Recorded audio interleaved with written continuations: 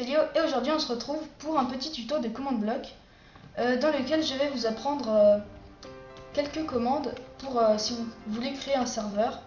Dans votre serveur il faut quand même quelques commandes parce que sinon il peut y avoir des trucs pas cool on va dire. Donc voilà, j'en ai fait quelques-unes. Bon, j'en ai pas trop mis non plus. Bon, il y en a quand même pas mal, mais j'en ai pas trop mis non plus parce que je les connais pas toutes et puis après ça fera une vidéo de je sais pas combien de temps. Donc voilà, on va commencer par la plus simple, le TP. Donc je l'ai mis, je pense que tout le monde connaît, mais je l'ai mis quand même au cas où. Donc /TP espace @p espace les coordonnées. Et donc là, j'appuie sur le bouton et voilà, ça m'a téléporté. Donc j'ai mis les coordonnées ici, hein, voilà. Donc ça c'est assez utile quand même pour dans un serveur pour se téléporter au jeu. Hop, voilà. Ensuite, commande bloc output. Donc si on met false, on active, voilà. Et vous voyez que quand je fais le TP, plus rien ne... parce que vous voyez, avant il y avait écrit mon pseudo s'est fait téléporter, et bien là il n'y a plus rien dans le chat, donc ça c'est assez utile parce que sinon si à chaque fois qu'un joueur se téléporte, il y a écrit machin s'est fait téléporter, voilà, c'est un petit peu nul on va dire. Ensuite le do daylight cycle, donc on va mettre false. Donc oui, où il est le soleil? Bon, je sais pas où il est le soleil. Donc vous voyez que, enfin, normalement le soleil il avance, ça fait la nuit, le jour, la nuit, le jour.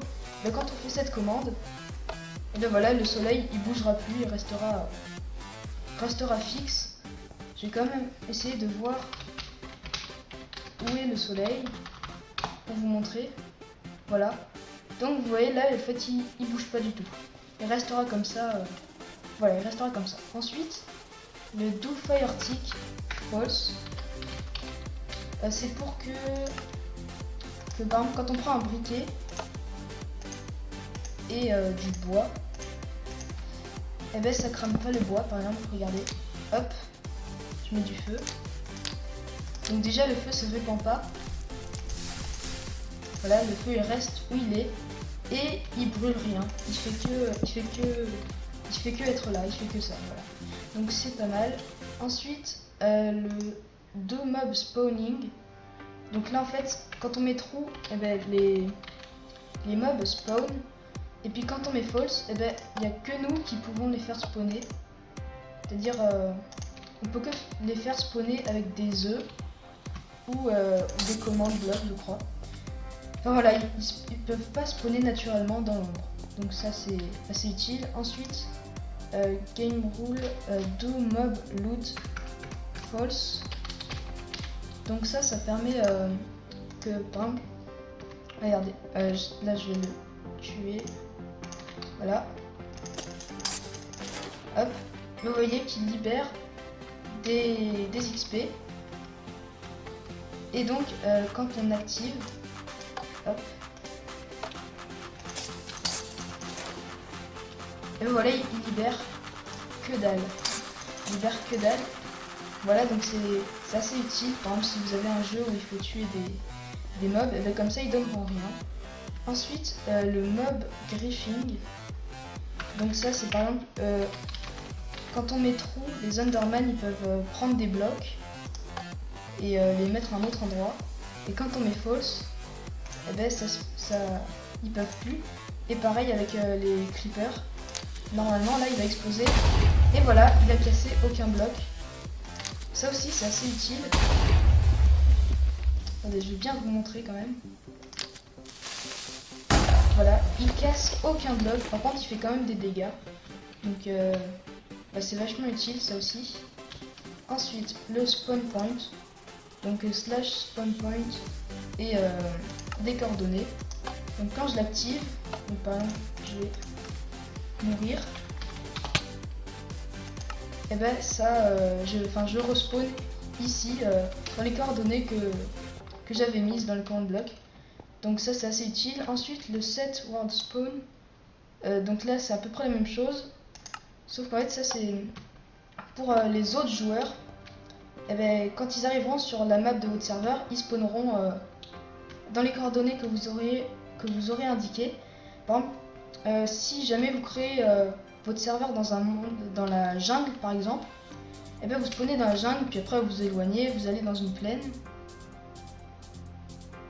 Bref, vous allez dans une plaine, et puis voilà, et puis donc quand vous commencez votre serveur, enfin vous avez fait le spawn et tout, et puis les autres joueurs vont spawner dans la jungle avant, donc ça c'est pas terrible. Et bien quand vous faites ça, voilà, les autres joueurs vont spawner au même endroit. C'est bizarre que le ciel se soit... Bon bref. Ensuite, l'effect, donc /effect @p. Donc le premier chiffre c'est ça veut dire la vitesse 1. Donc il y a 2, 3, 4 jusqu'à 23. Donc je mettrai les autres chiffres dans la description de la vidéo. Donc ça veut dire vitesse. Ouais, donc là j'ai de la vitesse. Et après 2 ça veut dire autre chose, etc. Donc voilà. Ensuite 10 c'est la durée. Et là j'ai 10 de durée. Ensuite 0 ça c'est la valeur. Donc ça sert pas à grand chose. Ah oui si ça sert à, par exemple si vous mettez 5. Et voilà, ça vous donne beaucoup plus de speed. Donc voilà, ça c'est la valeur, ça sert à quelque chose hein, quand même. Ça vous donne beaucoup plus de speed. Enfin un autre effet. Ah voilà, c'est fini. Et par exemple si je mets 1, voilà, ça me donne moins de speed hein, quand même. On le voit tout de suite. Ensuite clear. Donc ça, par exemple, si je prends de la stone, hop, et que j'appuie dessus, hop, vous voyez ça m'a enlevé 10 stone. Vous voyez là j'en ai 54 et plus que 44. Donc en fait vous mettez stone, si vous voulez que ça enlève de la stone aux joueurs, vous mettez n'importe quoi d'autre. Et 10 c'est le nombre de stone que ça enlève. Par exemple si je mets 20, là ça va m'en enlever 20. Et voilà, il me reste plus que 24. Si jamais vous mettez juste clear @p, ben ça enlève tout ce que le joueur a sur lui. Voilà. Ensuite effect clear. Donc effect @p clear. En fait par exemple quand vous avez un effet, ben, vous appuyez dessus et ça vous l'enlève. Voilà, donc vous voyez bien là il reste encore 7 secondes. Et puis là, bon voilà, ça me l'a enlevé direct. Donc c'est assez utile. Ensuite, alors, ça c'est le test fort. Hop, voilà. Donc en fait, il y a 2 commandes blocs. Mince, attendez, ça m'a téléporté tout seul. Alors, hop. Donc en fait, celui-là c'est test fort @p rayon 2. Donc ça veut dire que quand vous êtes sur un rayon de 2, et ben ça vous téléporte. Enfin, ça envoie un signal redstone. Et voilà, donc si vous vous éloignez, et ben ça va pas le faire. Donc il faut mettre, il faut que ce soit relié à une cloque, sinon ça marchera pas. Donc la cloque, donc celle-là elle est assez facile. Donc en fait j'ai pris un entonnoir. Donc je l'ai mis. Enfin, vous mettez un entonnoir, vous mettez en sneak, clic droit contre l'autre entonnoir. Et puis hop de l'autre côté, donc vous voyez que là les entonnoirs ils sont reliés. Et puis là on en met un dedans. Et voilà, donc du coup l'entonnoir qu'on a mis à l'intérieur il va passer de là à là à là à là. Et puis on met un comparateur. Et voilà, ça fait une petite cloque.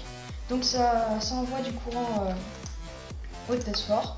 Et puis là vous mettez /tp, voilà. Et puis on vous le relie avec un comparateur. Bon là ça va téléporter. Et puis en fait vous pouvez mettre de l'eau par exemple. Et puis quand vous passez dedans, hop voilà ça vous téléporte. Donc c'est assez utile. Enfin au lieu de, par exemple si vous voulez que le joueur se téléporte au jeu, au lieu d'appuyer sur un bouton, et ben c'est un portail. Donc c'est, voilà, c'est un peu plus classe. Voilà, donc c'est la fin de cette vidéo. Si vous avez aimé, n'hésitez pas à la liker, à la partager et éventuellement à vous abonner, ça me ferait très plaisir. Et puis moi je vous dis à plus pour une prochaine vidéo. Salut!